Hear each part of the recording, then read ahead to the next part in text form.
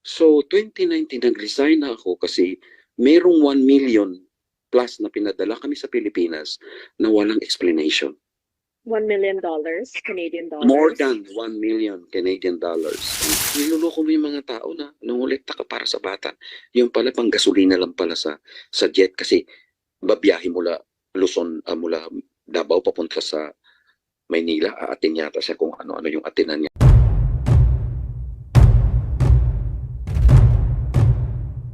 Next, friends, we call on Dindo Makiling. Kanya rin pong tunay na pangalan. Si Dindo naman po ay naging Executive Director ng Children's Joy Foundation sa Canada at sa Australia. Familiar po sa atin yung pangalan niyang di umanong NGO. Kung matatandaan natin, nung nakaraang hearing, binanggit din ng ating witness na si Elias Rene na ang Children's Joy Foundation ay isa sa mga organisasyon na ginagamit para manlimos ng pera. So pakinggan na po natin ang video testimony ni Dindo at pagkatapos ay makakasama din po natin siya online.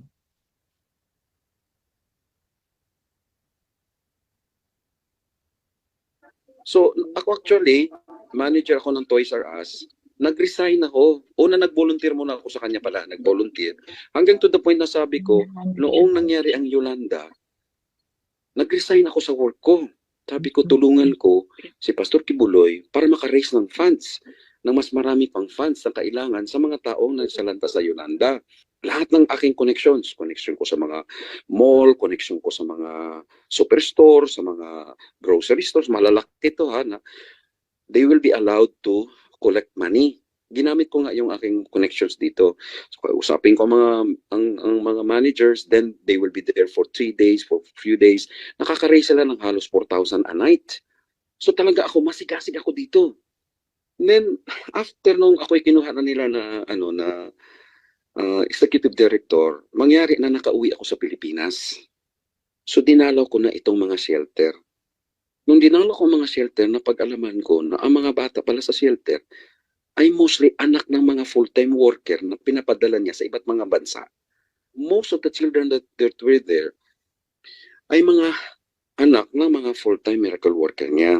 So hindi talaga siya tulong para sa mga nahihirap. Meron man doon talagang hinango nila from poverty, pira-piraso lang, iilan lang.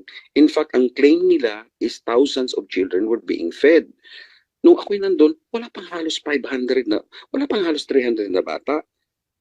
And then, ito, kaya ako talaga na nagkaroon ako ng question kasi all the money that we collect here, ganito nga nangyari, lalabas ang pera na hindi ko alam. Brother Dindo, pinadala namin kung kanino, kay Rosely Magnao, para daw sa jet ni Pastor.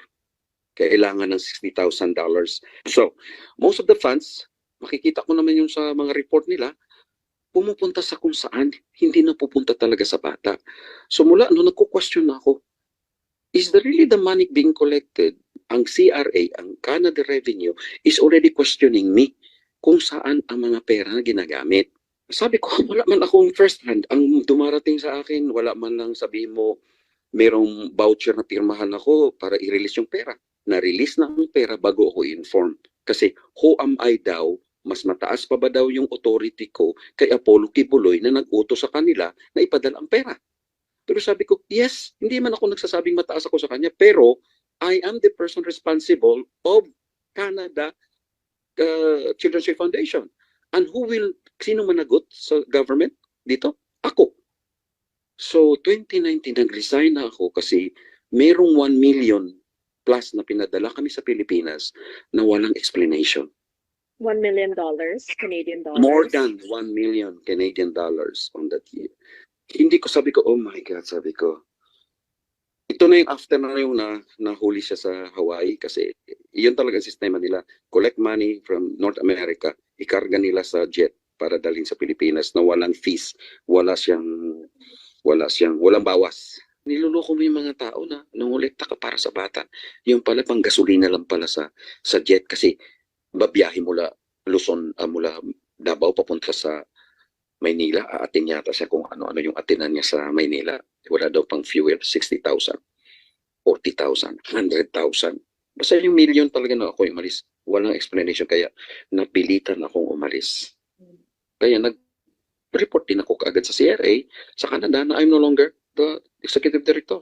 And I do not know where they do the funds because I'm asking them to bring me the explanation of the millions that was sent to them, to the Philippines. Wala silang may bibigay. So, nakikita ko, marami akong makitang mali niyan sa Davao. Pati dito, sabi ko, I think this is not the place for me. So, nag-resign ako. Siniraan ako ngayon ng mga workers dito. Nagnakaw daw ako ng pera sa kabal ng kanilang charitable institution. Sabi ko, how can I steal money? I am not the treasurer. I cannot even sign one. Paano ko nakawin ng pera?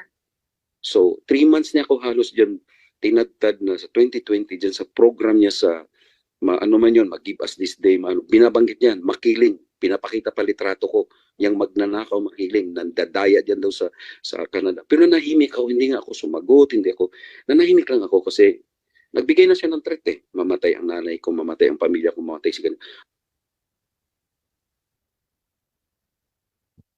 Sir Dindo, naririnig niyo po ba ako? Opo. Okay, Madam salamat Chair. po. Magandang umaga po, Madam Chair. Magandang umaga po. Ayan, nakikita Magandang umaga din po. namin kayo. Salamat po. For the record, Sir Dindo, Opo. kino-confirm niyo po ba na yung video na iyan ay kayo, na binigay niyo yan ng kusang loob at pinatutotohanan yung lahat ng sinabi niyo doon? Ako po yan, Madam Chair, at hindi po ako nabayaran, Madam Chair. Okay. Hindi ako Salamat po, sir. binayaran. Walang nag-alok sa akin ng bayad, Madam Chair. Ako po yon. Okay, salamat po. Sabi nyo dun sa video, pinagbintangan kayong magnanakaw. Has a Opo. case ever been filed against you, whether doon sa Canada or dito sa Pilipinas? Ganito po yon, Madam Chair, nung pagkabanggit nila dyan sa Give Us This Day nila, National TV pa yon, nanahimik po ako. Ngayon, ang nangyari po dyan, sabi ko, kung meron man kayong alam na inutangan ako, inaskam ko, paki-submit po ninyo ang inyong claim sa small claim dito sa Court ng Canada. Kasi meron mga small claim dito. Meron mang large claim. Small claim is between, sabihin mo na, 1,000 to 5,000. O ang big claim siguro mga milyones. But never one of them went to the court because they have no evidence na nagnakaw ako. Okay. So wala pong kaso sa inyo sa small claims court dyan sa Canada. Wala Wala po. rin pong kaso laban sa inyo sa korte dito sa Pilipinas. Yan ang hindi ko po alam, pero so far wala man po akong naratanggap na subpoena or ano man po, wala man po. At siguro pag may natanggap kayong subpoena, mag-a-appear kayo, ano? For sure po. Kasi Okay. wala akong kasalanan po eh. Bakit ako Okay. magtatago? Wala naman akong kamalian. Maganda po yun. Maganda Di po ba? yun. Opo, Harapin pag ko may po, kaya nga po, subpoena, yeah. opo, pag may subpoena at walang kasalanan, lalong mag-a-appear. Yes Ah, po. Okay Yes. po. Mhm. Malinaw po yun. Ngayon po, Sir Dindo, pwede niyo po bang ipaliwanag itong dokumento sa amin? May ifa-flash po kami sa screen. Dokumento mula sa Canada. Sorry. Particularly mula sa CRA o yung Canada Revenue Agency. Opo. Hindi pa man po siya nag-appear po, ipaliwanag ko na po, Opo, Madam kahit po Chair. sa amin. Yun Ifa-flash pa lang pong- po. Opo, thank you po, Madam Chair. Noong pong ako'y kinuha nilang Executive Director noong 2016, sa kasalukuyan na po silang lumalaban sa ganyang problema. Kaso hindi nila alam kung paano harapin. So ngayon po, hinire po nila ako kasi meron man po tayong konting kaalaman din. So sabi ko, sige, tulungan ko po kayo. So tiningnan ko kung ano talaga ang issue. Ang unang issue, bakit pinadala ang pera sa isang proyekto na ang proyekto tapos na. So question ito ng CRA. Ako mismo ang nagpaliwanag din. I mean, hindi pa ako nagpaliwanag, kundi tinanong ko itong particularly po si Rose Di Magnaong na Yes. in charge sa CGF diyan sa Pilipinas, pumunta sa Canada, tapos pinaliwanag nila sa akin kung ano talagang case. So yung Okay. tubo ng mga binibili nila, kung sa baga, ginasusan daw ng KOJC, kaya po pagkatapos ng naging official na ang CGF sa Canada, kumuha ng pera ngayon at pinadala doon. which is, hindi ako nagkamali, is 44,000 Canadian dollars just for pipings, ha? Wow. Pipings lang po ito. Kaya Mhm. napakalaking pera ang napadala. So, ibig sabihin po, Sir Dindo, 2016 pa lang, may duda na mismo itong Yes po. Canada Revenue Agency sa Children's Joy Foundation. Yes po. Yes po. Mm. Yes po. Okay. There has been a lot of violations. Actually po, violations po talaga. Hindi lang po siya yung duda, kundi po violations that are being stipulated that you have violated these laws, these charitable laws. This is what you have violated, which is, I think, 4 of the violations that they have made there. But we were not able to give a satisfactory answer. It's because when I was there, I tried to change the culture. Kasi the culture is, whenever Pastor Apollo Sikibuloy will say, I need this, they have to send it kahit na walang project. So sabi ko, hindi natin pwede gawin yan, mga kapatid. Ayon sa alintuntunin ng Canada Charitable Laws is, gumawa muna kayo ng proyekto, makipaggawa kayo ng MOA agreement, then sabihin nyo magkano bang funding, pagkatapos ng funding, padala natin. Hindi lahat muna, ha?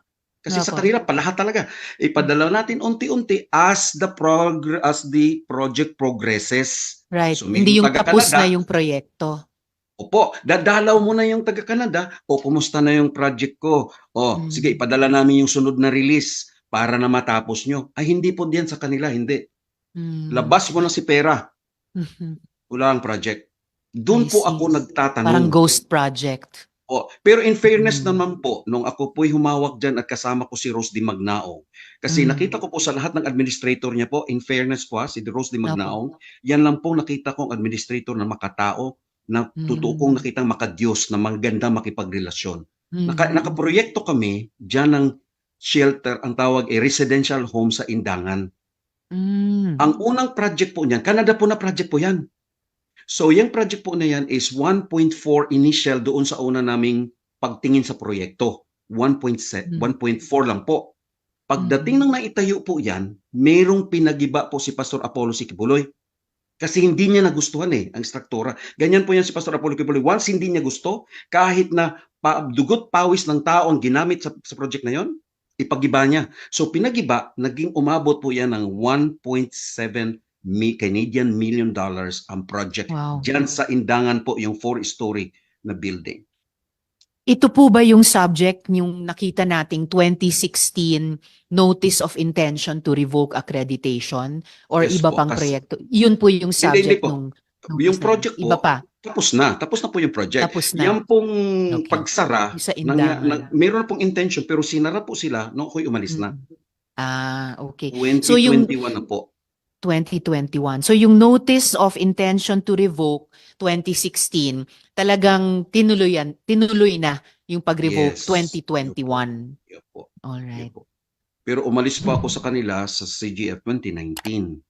2019. Pero naka-address pa rin sa pangalan ko yan, even though sinabihan ko ng CRA, I'm no longer connected with them. Okay.